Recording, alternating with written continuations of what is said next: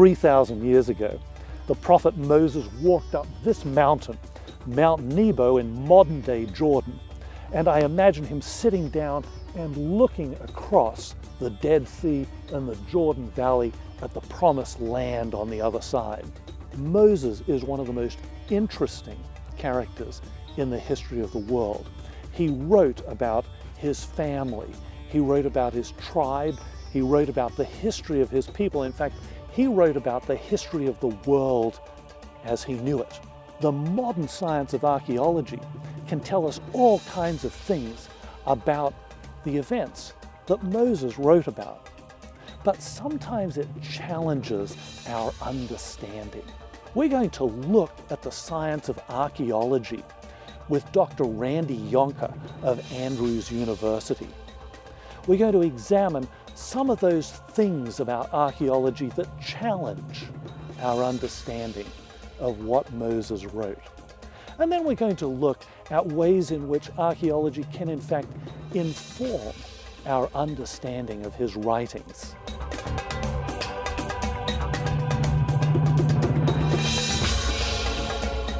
So we're cruising along the edge of biblical Moabite land. The Moabites lived here, we think, according to the Bible, they were here during the time of the Exodus when the Israelites came up from Egypt. They were forced to actually travel up this same highway heading north, the desert highway, because the Edomites to the south around Petra, the Moabites right in this area, and of course the Ammonites, they did not want the Israelites marching through their land over here to the west, so the Israelites had to go around their kingdoms and come out here to the edge of the desert highway. A lot of ancient copper mines, that was very important also in biblical times. A lot of mining, not only does it go on today, but it went on in antiquity as well. And of course, my belief is at times camels were probably used to transport some of those ores, but that's what we're exploring, what some of the debate is about exactly when were camels used extensively in this part of the world. When I went into archaeology, my first excavation was in Israel. And then around 1992, they asked me to excavate Tel Jalul, which is just to the east of the biblical town of Madaba. And we've been working there now for over 23 years. There's a large tell you can see up to the north here. That's the highest part, not only of this immediate area, but for miles or kilometers around. Everyone can see Jalul. We believe that it was probably ancient biblical Bezer, B-E-Z-E-R, mentioned in the book of Judges, has one of the Levitical cities. A tell itself is actually just a sequence of what we call occupational levels, sort of like a cake. It's got a series of buried villages or cities, one on top of the other, and over the centuries it builds up to quite a good height. So what we do is come to the site, we start at the top and sort of excavate the cake backwards. The most recent stuff is at the top of the tell. The deeper we dig, the older the remains are. This is where the ancient water system from the Iron Age was located. So we've been excavating the edge of it. The water system is actually full of water right now because of the recent rains, the winter rains here in Jordan. But underneath this water, and you can see over in that area there, there's a plastered reservoir that contained the water, or kept the water for the ancient people. So we're exploring that right now. In this field, the earliest building we found turned out to date, according to the pottery, to the 13th, 12th century BC. That'd be about the time the Israelites were settling in the land of Reuben after their initial conquest of the area. And we found a typical four-room Israelite house.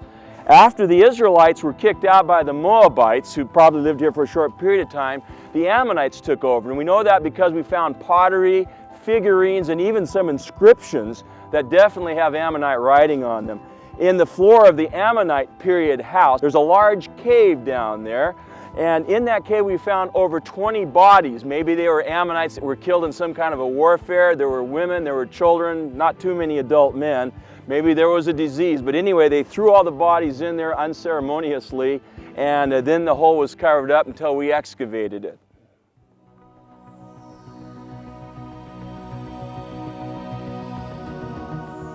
One summer, I had finished my master's degree in biology, and I was in Sacramento. I wasn't taking teacher education classes. I actually had a strange summer with nothing to do. And I discovered that they were teaching at the local university, California State University, Sacramento campus. They were teaching a couple of courses in archaeology, and I thought, why don't I do something for fun, you know, while I'm deciding what to do with my graduate training for the future.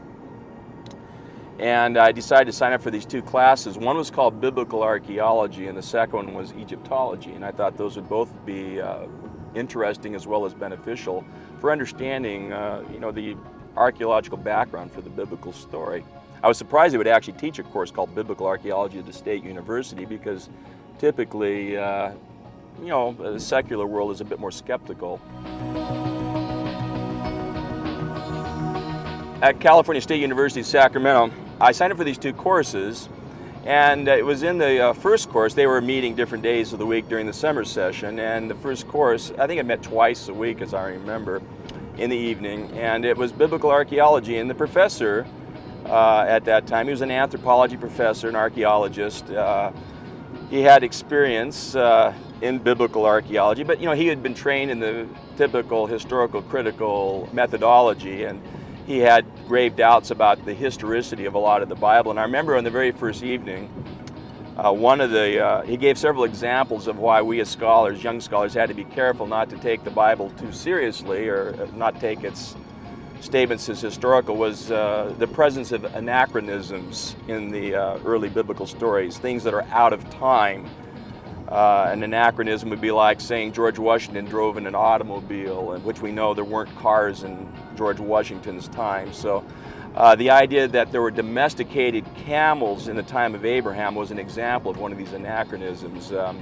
Professor Goldfried pointed out that according to archaeological research, camels were not domesticated until about 1200 or 1000 BC, 1,000 years before the time of Christ. And of course, according to traditional biblical chronology, Abraham would have lived several centuries before that time. Some people would date Abraham to maybe 1,800 years before the time of Christ. Others push him back as early as 2,000 or even 2,200 years before the time of Christ. So you're talking about Abraham having camels like 1,000, 1,200 years before camels are said to have been domesticated. And so Dr. Goldfried said that shows you why the Bible's statements can't be trusted historically.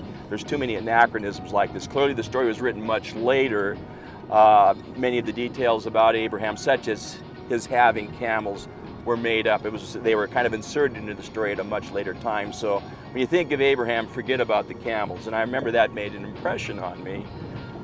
It was a problem I never even thought of, because, you know, when anyone thinks about the Middle East, we all think of deserts and camels, you know, and that's sort of a common assumption we have. It never occurred to me that the biblical statements on camels wouldn't be historically accurate. Just a little detail, of course, but it always impressed me, and I remember sticking that in the back of my mind, wondering, you know, how good is the evidence for that? How important is this as an issue, and so forth. But I always wondered about those camels and how good was the scientific evidence for a late domestication. And from that time on, whenever I would see an article dealing with camels in the Middle East, I would kind of put it away, I would read it and file it. And in the back of my mind, I was really wondering, what is the true story about the history of domestication? And as the years went by, I discovered it's a lot more complicated than people lead you to believe. You know, scholars certainly have definite attitudes, but I discovered there are many scholars that argue for a much earlier date for the domestication.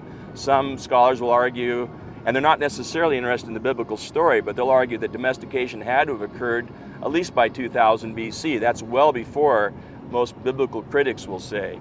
And yet there are other scholars who will say, no, the domestication was actually later than 1000 BC.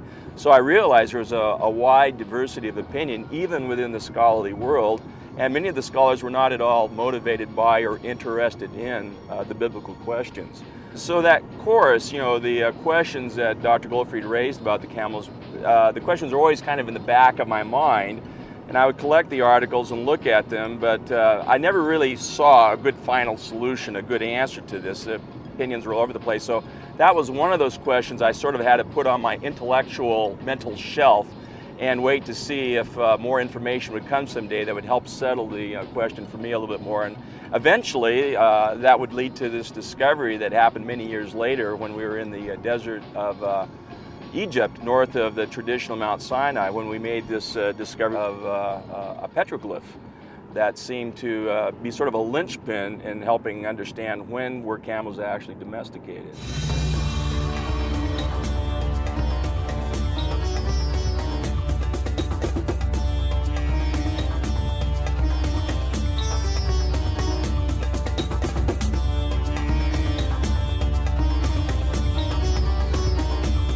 The ancient city of Petra thrived on the trade that camels allowed. Camel trains came through here with goods from all over the then known world. So we decided to come here and look at how camels worked in ancient societies.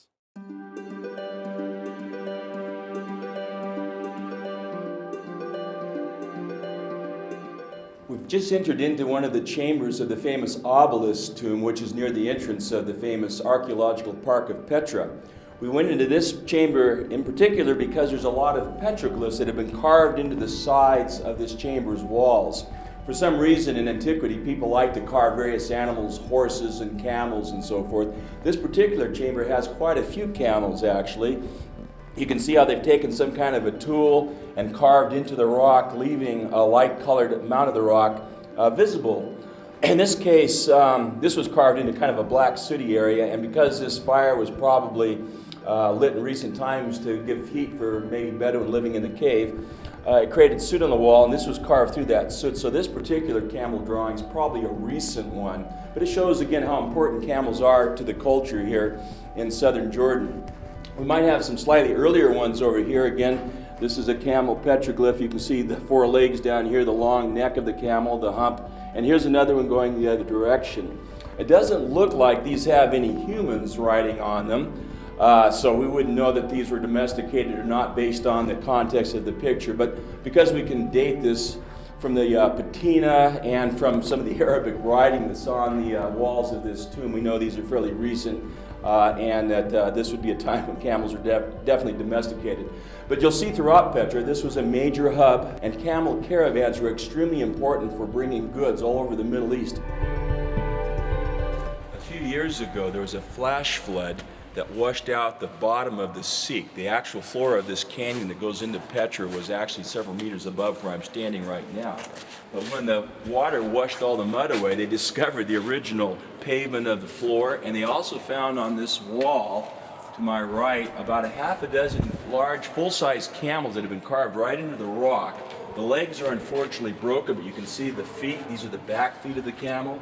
The front feet of the camel, you can see the belly and his hump up there. There's another camel there and some more down that direction.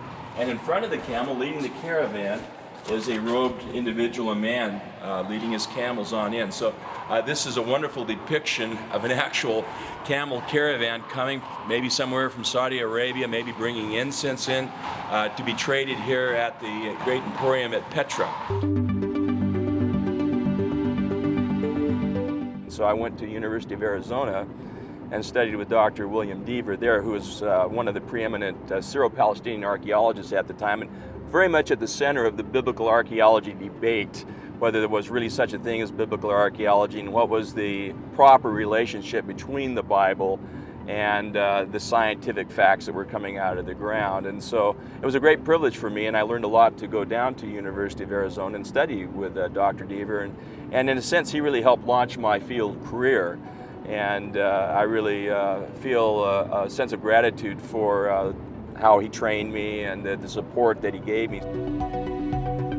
The idea that camels were domesticated quite late can be traced back to William Foxwell Albright, a famous American biblical archaeologist. He wanted to show that the archaeological record somehow could be made compatible with the biblical story. He saw the story of Abraham coming from Mesopotamia, and he was wondering whether Abraham really would have had camels that early or not. As he read the ancient literature from Mesopotamia, he saw that there was a group of people known as the Amorites who actually traveled along the same route that the Bible says Abraham traveled along. And of course, the Bible indicates that Abraham had Amorite ancestry somehow. So Albright made this hypothesis that maybe Abraham was one of the Amorites that came across the Fertile Crescent into Palestine in one of these migrations. Since the ancient texts also indicated the Amorites had donkeys, Albright suggested that Abraham, rather than having camels, must have had donkeys. He was a donkey caravaneer, if you will. And because he was so wedded to that idea that Abraham was an Amorite with donkeys, Albright had to insist that Abraham's camels did not really exist.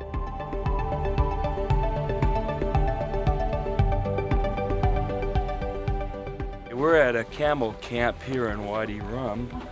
lot of tourists today like to come down here and enjoy riding camels in the desert, but this is actually along the old route where the camel caravans during the Nabatean time, 200 years before the time of Christ, would come up from Yemen with the incense trade, come all the way up to Petra, a major node.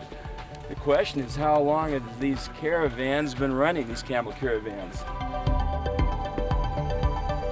We're still in the Wadi Rum, but we've moved some distance now, and we're at the Anfashia inscriptions, and there's also a lot of petroglyphs on the face of this particular rock.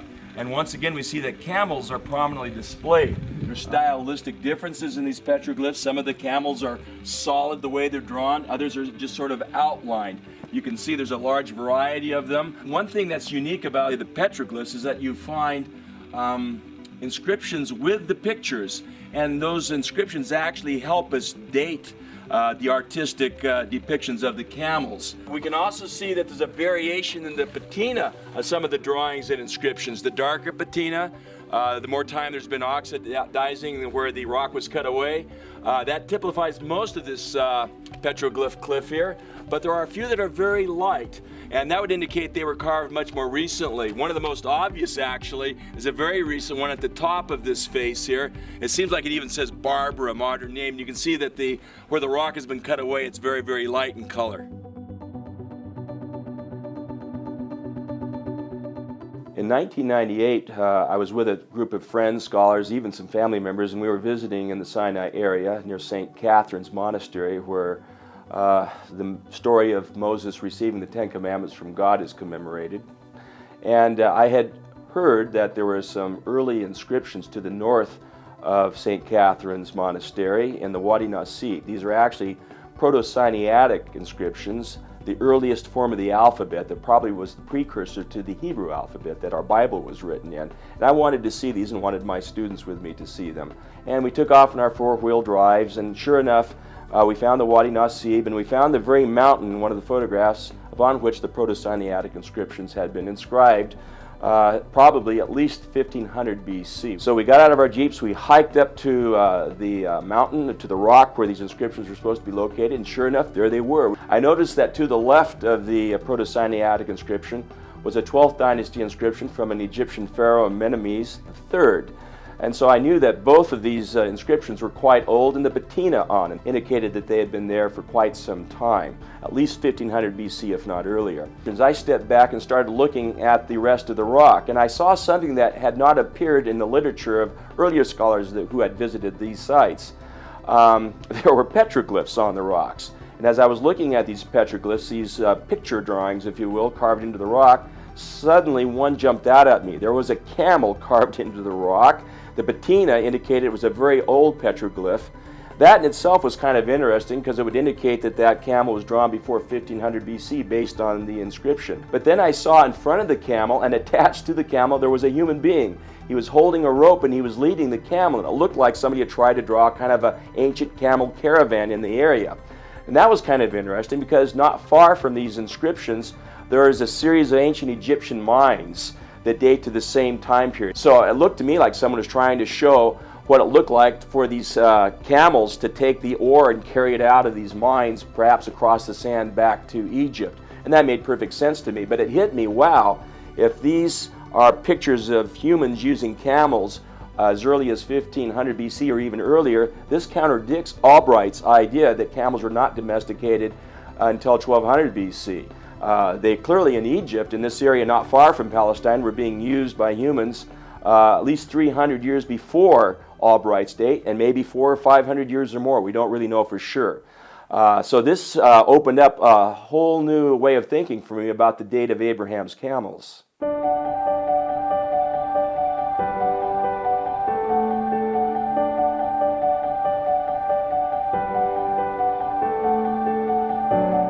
I was raised in a Christian family, but when I was young, my parents had some issues and they divorced when I was about 12 years of age. And up till that time, they'd been pretty faithful churchgoers, and that made an impact on me. My grandparents on both sides of the family were also Christians and made sure I went to church school and went to church and so forth. And I always appreciated their support and their insight and so forth. But when my parents split up, that kind of left a lot of questions for me. You know, suddenly church didn't seem so important. My parents at that time quit going to church. I was even told I didn't have to go to church. So from about the time 12, 13 on, I was pretty much on my own to make, decisions about whether I believed in God, whether I believed in Christ, whether I believed in the Bible, and so forth. But my grandparents kept encouraging me, and while I had a lot of questions, as I was going through high school and going through college, particularly in the area of evolution, a lot of my friends that I would hang out with went to the local high school, and they would tell me about the theory of evolution. And I was trying to make this all come together about what I was learning about the Bible on the one hand, and yet what science seemed to be telling me on the other hand. So this was a struggle I had all the way through my high school years. And when I went to college, I chose to go to a Christian college, Pacific Union College. My parents weren't particularly keen on the idea at the time. They didn't say no, but they weren't particularly excited about it. But I went anyway, and while I was there, I majored in 2 areas, not because I necessarily was interested in these areas for career choices, but because I was curious about whether God really existed or not. So I majored in theology, religion major technically, to explore the questions about God and what does the Bible really say about God and about Christianity. And I also majored in biology at the time because I was curious about what science had to say. And I had a lot of questions, and I was looking at the different ways science would approach reality and the way theologians would approach reality, and trying to make this all come together. So that was sort of my background, actually. I discovered that answers aren't always easy to come by, but I also discovered that science doesn't always have the answers neat and clean either. So I sort of resolved my own mind to give faith a chance. Archaeology gave me a chance to actually study some of the challenges against the Bible, look at the archaeological evidence and material and see, is the Bible completely out to lunch? Is it completely fictitious? Or are there archaeological discoveries that, I don't like to use the word prove the Bible, but are they compatible with the Bible? Is it totally unreasonable to think that there might be something to the Bible, that the Bible might have something of value, that it might even have something that's historically rooted and grounded? And my own conclusion has been, yes, there is reason to believe that the Bible writers knew what they were talking about, and there's enough there to hang your faith on, so to speak. Although to me, faith is still primarily a personal relationship with God. It's not something you get just from reasoning it out. But I do think that belief in God and belief in the biblical story can have a rational and a reasonable component.